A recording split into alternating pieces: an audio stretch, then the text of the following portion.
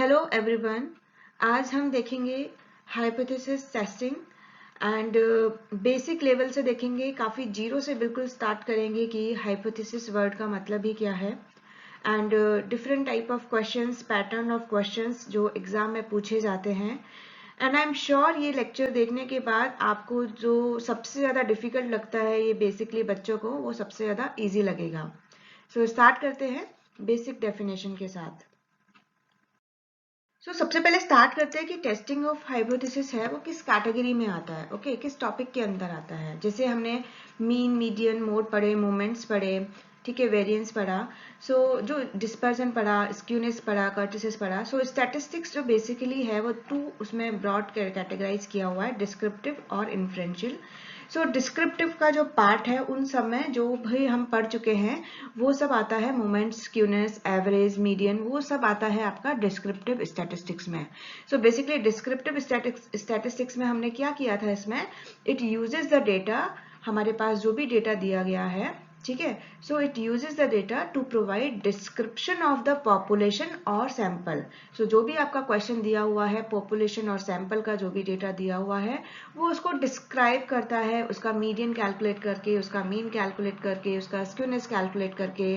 वो numerical graphs और tables, numerical calculations, graphs और टेबल्स की फॉर्म में होता है। तो वो पूरा डेटा को डिस्क्राइब करता है कि डेटा कितना स्प्रेड है, कहाँ तक फैला हुआ है, उसकी रेंज क्या है और कितना वेरिएशन है। तो वो होता है, वो सभी हम स्टडी करते हैं डिस्क्रिप्टिव स्टैटिस्टिक्स में। अभी आता है इन्फ्रेंशियल की बारी। तो इन्फ्रेंशियल जो वर्ड है इसका खुद का जो जनरल मीनिंग होता है वो मीनिंग होता है गेस करना, ओके। ये जो होता है ये दिस मेक्स इन्फ्रेंसेस, गैसेस और प्रिडिक्शंस। ये किसके बारे में प्रिडिक्शन और गैस करता है? पॉपुलेशन के बारे में, और based on the sample data taken from the population. तो sometimes it happens, not sometimes, most of the time it is not possible to observe और examine the whole population. We take sample from that population और उस sample से हम कुछ conclusions निकालते हैं, predictions करते हैं। तो वो आपका आता है इन्फ्रेंशियल स्टैटिस्टिक्स में, ठीक है।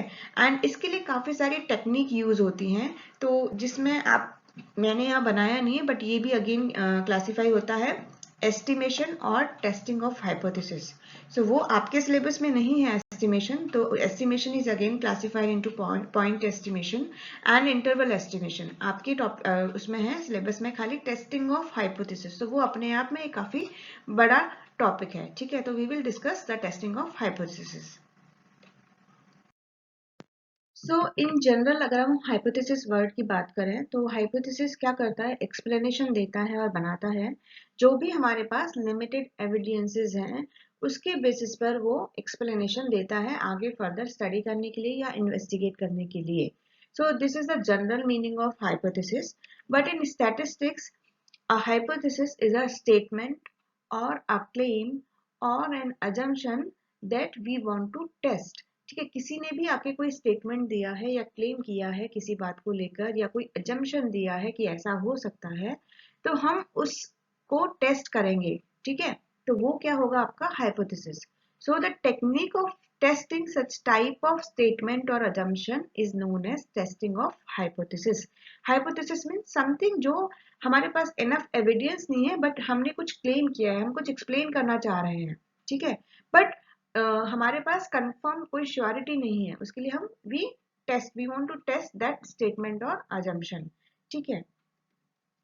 जो वो टेस्ट हम करते हैं, तो किस चीज का हम टेस्ट करते हैं, ठीक है। तो वो चीज होती है, वो वैल्यू होती है, वो पॉपुलेशन पैरामीटर्स होते हैं, ठीक है। पॉपुलेशन पैरामीटर्स की वैल्यू होती है और वो value can B mean, median, variance और अदर पैरामीटर्स। तो वो हम टेस्ट करना चाहते हैं कि जो ऑलरेडी स्टेब्लिश्ड है, यानी जो दिया हुआ है based on the previous theories, वो उस पे हम क्वेश्चन मार्क लगा रहे हैं कि वो ऐसा जरूरी नहीं है कि अब वो सही है, नई वैल्यू आ चुकी है। तो हमें वो टेस्ट करना है कि जो नया जो क्लेम किया जा रहा है वो सही है, ट्रू है या फिर फॉल्स है, ओके।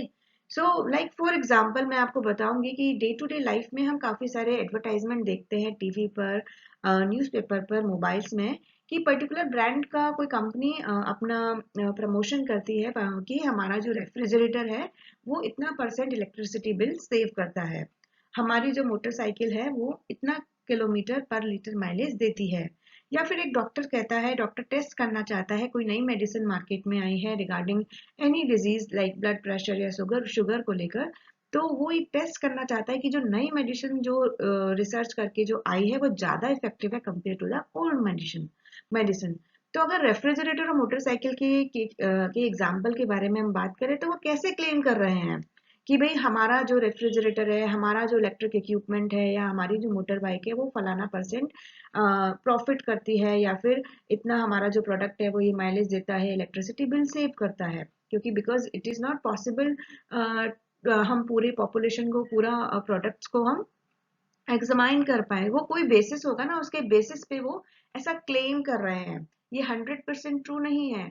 इतने सारे इलेक्ट्रिक डिवाइसेस होते हैं, इक्विपमेंट्स होते हैं, उनमें जरूरी नहीं है, कोई कोई इक्विपमेंट खराब भी निकल जाते हैं और वो इतना अच्छा परफॉर्मेंस नहीं देते हैं, ठीक है। बट ये ऐसा अजम्पशन और क्लेम कंपनी करती है, ठीक है। तो वो किस बेसिस पे करती है?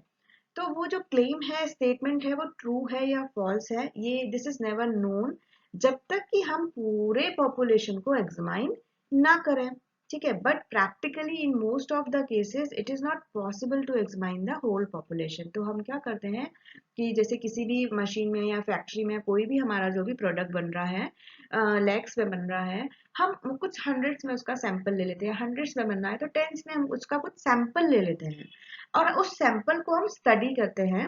एंड स्टडी करने से, स्टडी क्या करेंगे, जैसे अगर मीन मीडियन वेरिएंस है, स्टैंडर्ड डेविएशन, उसकी फॉर्म में, उसके पैरामीटर्स की फॉर्म में हम स्टडी करेंगे, कुछ वैल्यू निकालेंगे, डेटा निकालेंगे, एंड उस इंफॉर्मेशन या उस डेटा से जो सैंपल की है उसके बेसिस पे हम डिसीजन लेंगे कि जो ये क्लेम किया जा रहा है वो सही है नहीं, कि जो नई मार्केट में जो नई मेडिसिन आई है रिगार्डिंग ब्लड प्रेशर वो एक्चुअल में इफेक्टिव है या नहीं, जो पुरानी मेडिसिन है नहीं। उसके लिए हम क्या करते हैं, वो टेस्टिंग करते हैं, कुछ सेलेक्टेड लोगों को लेते हैं, ठीक है। जो भी नई वैक्सीन आती है, दवाई आती है, वो ऐसा नहीं तो पूरी, मतलब पूरी कंट्री के लोगों पे अप्लाई कर दिया, उससे पहले वो कुछ लोगों पे उसको टेस्ट करके देखते हैं कि किसी लोगों में क्या साइड इफेक्ट है, क्या उसका बेनिफिट्स है या नहीं।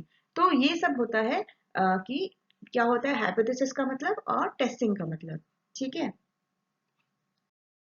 सो नेक्स्ट आता है कि in hypothesis testing problems, first of all हम क्या करेंगे, हम आइडेंटिफाई करेंगे कि क्लेम क्या है, स्टेटमेंट क्या है या फिर अजम्पशन क्या है जिसे हमें टेस्ट करना है, ठीक है। हमें क्या टेस्ट करना है कि भाई कोई नई मेडिसिन आई है वो टेस्ट करनी है, या कोई नई कंपनी का मोटर बाइक वाला क्लेम कर रहा है कि भाई हमारी मोटरसाइकिल तो 60 किलोमीटर पर लीटर का 60 किलोमीटर पर लीटर का माइलेज देती है, ठीक है। तो हमारा प्रॉब्लम क्या है, ठीक है, हमारा प्रॉब्लम ऑफ स्टेटमेंट क्या है, हाइपोथेसिस क्या है, जैसे मुझे टेस्ट करना है, तो उसे हम क्या लिखेंगे, वर्ड की फॉर्म में लिख लिया। Once the claim has been identified तो हम उसको क्या करते हैं, सिंबॉलिकल फॉर्म में लिखते हैं, हम लिखते हैं उसे सिंबॉलिकल फॉर्म में, ठीक है। तो वो होता है आपका symbolical form, like for example जो भी था हमारा, जैसे कस्टमर ऑफ मोटरसाइकिल में write the claim that motorcycle of certain brand gives the average mileage of 60 kilometre per litre. तो यहाँ पर we are concerning the average mileage, okay. Parameter क्या है हमारा, the average mileage, we are concerning the average mileage of motorcycle. तो symbolical form में हम कैसे लिखते हैं उसे हम लिखते हैं लाइक जैसे म्यू है, पॉपुलेशन के बारे में जब भी हम बात करते हैं मीन को म्यू से रिप्रेजेंट करते हैं। सो अपना हाइपोथेसिस क्या हो जाएगा, mu is equal to 60 kilometre per litre, ठीक है। इसे हमने इस तरीके से लिखा। अब इसके बाद आता है आपका सिंपल एंड कंपोजिट हाइपोथेसिस।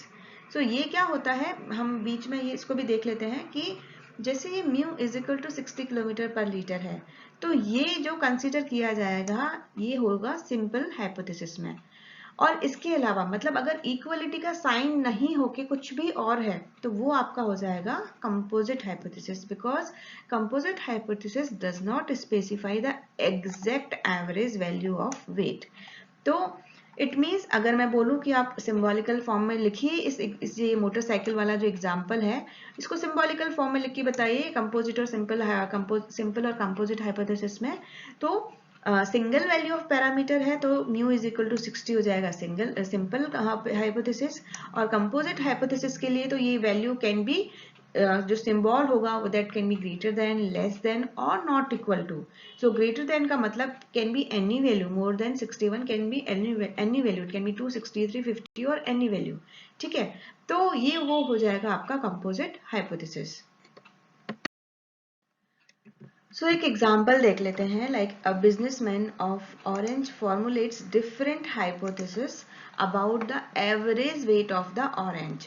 ठीक है, which are given below. Categorize the above cases into simple and composite hypothesis. तो ये कुछ केसेस दिए हुए हैं, तो उन केसेस में आपको बताना है कि ये जो केसेस हैं वो एग्जाम्पल सिंपल के हैं या फिर कंपोजिट के हैं. ठीक है, ऑरेंज फॉर्मुलेट किए हैं तो उसके लिए वो वेट को चेक कर रहा है, एवरेज वेट को चेक कर रहा है.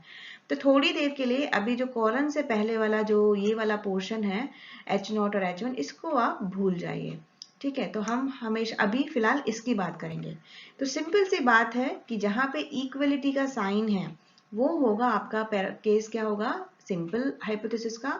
और जहां पे इक्वलिटी नहीं है तो वो हो जाएगा लाइक ग्रेटर देन है, नॉट इक्वल टू है, लेस देन है, वो आपका एग्जाम्पल हो जाएगा कंपोजिट हाइपोथेसिस का. सो यहाँ पे हियर एग्जाम्पल नंबर 1 and 6 यानी mu is equal to 100 and 130 represent the simple hypothesis because these hypothesis tells us the exact value of the average weight of orange. ठीक है, जबकि बाकी जो भी केसेस हैं वो exact weight नहीं बता रहे हैं, तो वो होगा आपका एग्जाम्पल कंपोजिट हाइपोथेसिस का. ओके, सो अभी आते हैं कि नल और अल्टरनेटिव हाइपोथेसिस को. सो जो नल है, नल का मतलब आप जनरल वे में देखेंगे तो जीरो या समथिंग दैट इज एम्प्टी, तो वो होगा आपका नल. इसे डिनोट करते हैं H0. ठीक है, नॉट यानी जीरो और not, null hypothesis. So in general, in null hypothesis we are talking about the things that are already established. Maybe there are previous studies, ठीक है, और explanation. So वो मतलब something that is already established है, accept किया हुआ है. ठीक है, कि फलाना जो कोल्ड ड्रिंक है इसमें इतनी कैलोरीज है, इतना आप लीटर पियोगे तो उसमें इतनी कैलोरीज हमें मिलेंगी.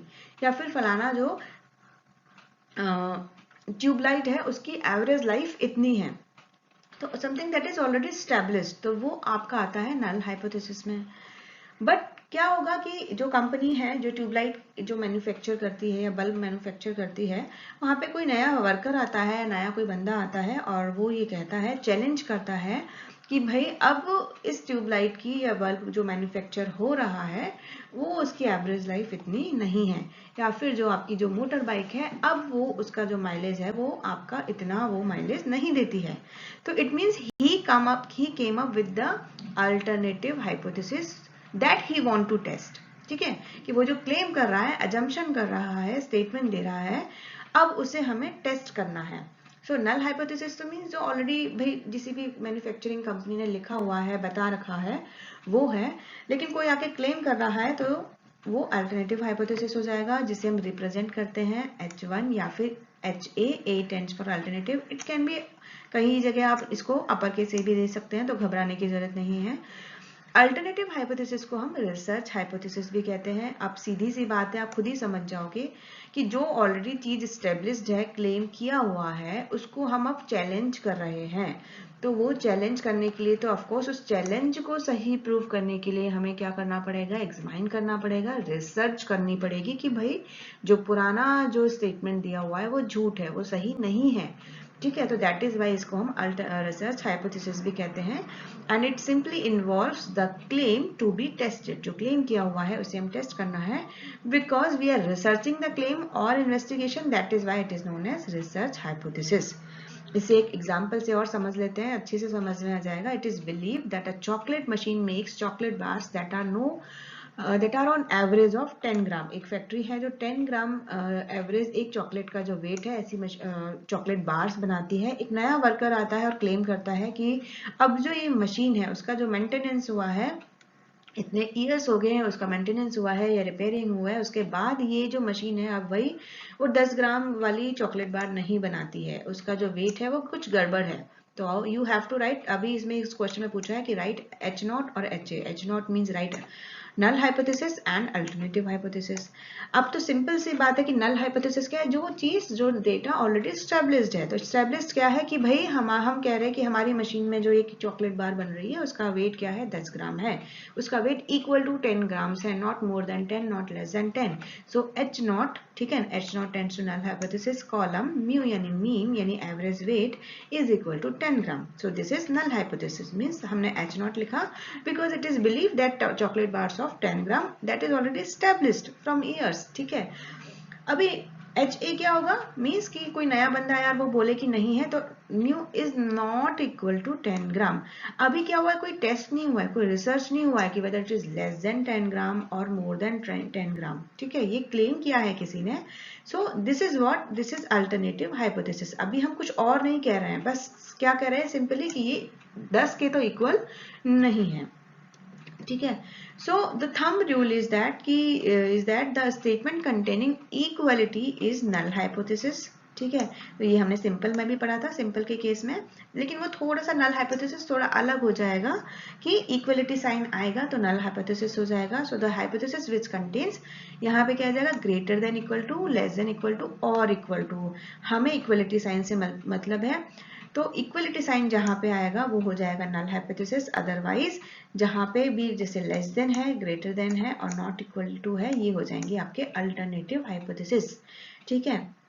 सो हमारा जो मोटरसाइकिल वाले अगर एग्जाम्पल की बात करें तो जो क्लेम किया जा रहा है कि भाई 60 किलोमीटर पर लीटर का माइलेज है, म्यू इज इक्वल टू 60, तो एच नॉट क्या हो जाएगा, नल हाइपोथेसिस क्या हो जाएगा 60, और नॉट इक्वल टू है तो वो हो जाएगा अल्टरनेटिव हाइपोथेसिस। तो यहाँ पे सबसे इंपॉर्टेंट बात ध्यान देने की क्या है कि दीज टू आर यानी नल और alternative hypothesis are mathematically complement to each other, opposites है। एक जो है वो दूसरा वो चीज नहीं होगा। 0 और 1 बाइनरी में जो हम कहते हैं, these are complementary to each other, okay।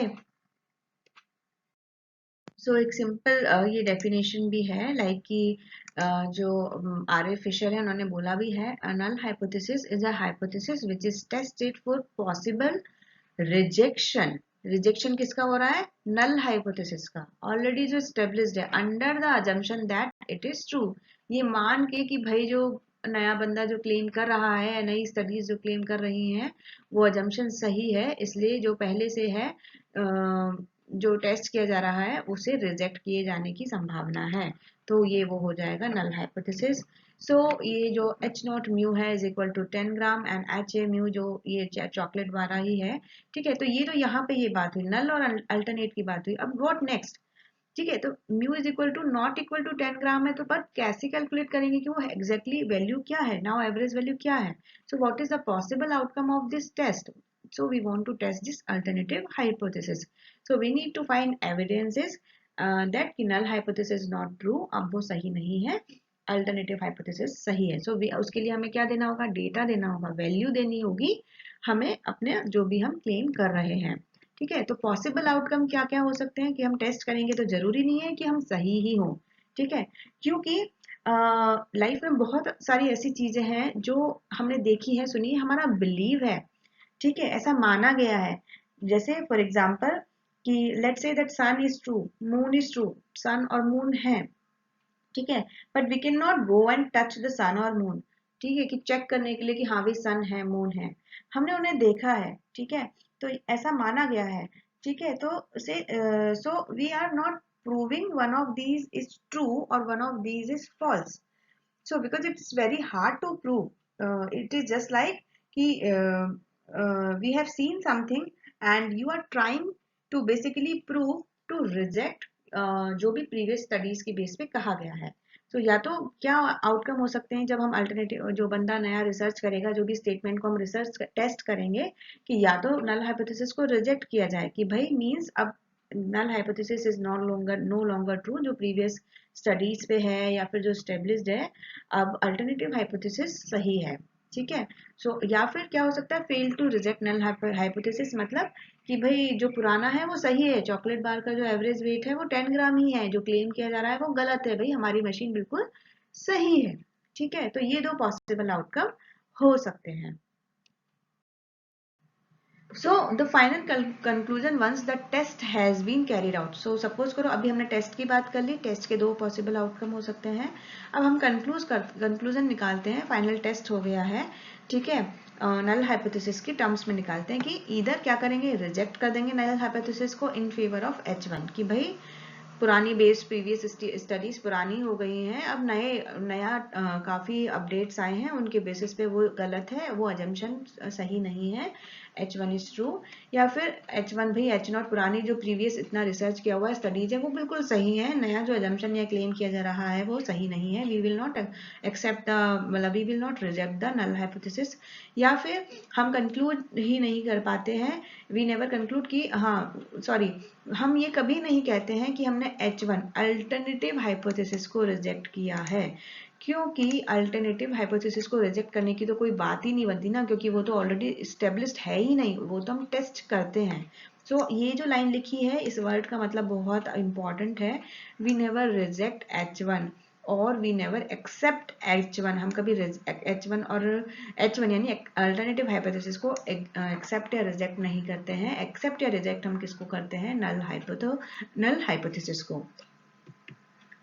So if we conclude do not reject H0, this does not मतलब कि नल हाइपोथेसिस को रिजेक्ट नहीं करना है, वो सही है. इसका मतलब ये नहीं है कि नल हाइपोथेसिस भाई पक्का बिल्कुल ट्रू ही है, सही है. इसका मतलब ये है कि हमारे पास इनफ एविडेंसेस और सफिशिएंट एविडेंसेस नहीं है नल हाइपोथेसिस को रिजेक्ट करने के कि हम अल्टरनेटिव हाइपोथेसिस को सपोर्ट कर सकें. ऑल्दो ऐसा कहा जा रहा है, ऐसा माना जा रहा है और ऐसा है भी कि जो वैल्यू क्लेम की जा रही है, जो स्टेटमेंट क्लेम किया जा रहा है वो सही है, लेकिन ऐसा नहीं है. लेकिन हम उसको झूठ प्रूव नहीं कर पा रहे हैं. जैसे कोर्ट में होता है कि कोई इनोसेंट है, ठीक है, कोई इनोसेंट है लेकिन हमारे पास इसको इनोसेंट प्रूव करने के एविडेंसेस नहीं है. कोर्ट तो एविडेंसेस पे चलती है, लेकिन जो मर्डर है उसके पास इनफ एविडेंसेस है प्रूव करने के लिए कि भाई वो इनोसेंट है, ठीक है. तो ये वाली बात है.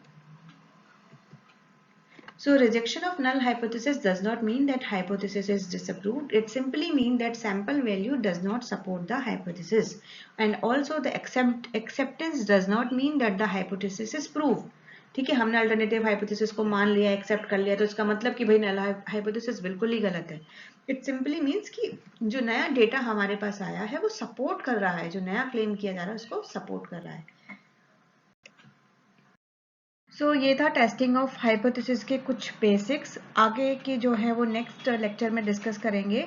और आरपीएससी एएसओ का कंप्लीट स्टडी मटेरियल तैयार किया हुआ है एंड आप ये इसका लिंक देख सकते हैं डिस्क्रिप्शन बॉक्स में.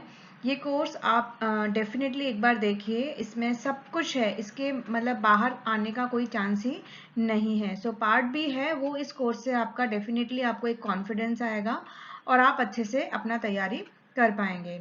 Thank you.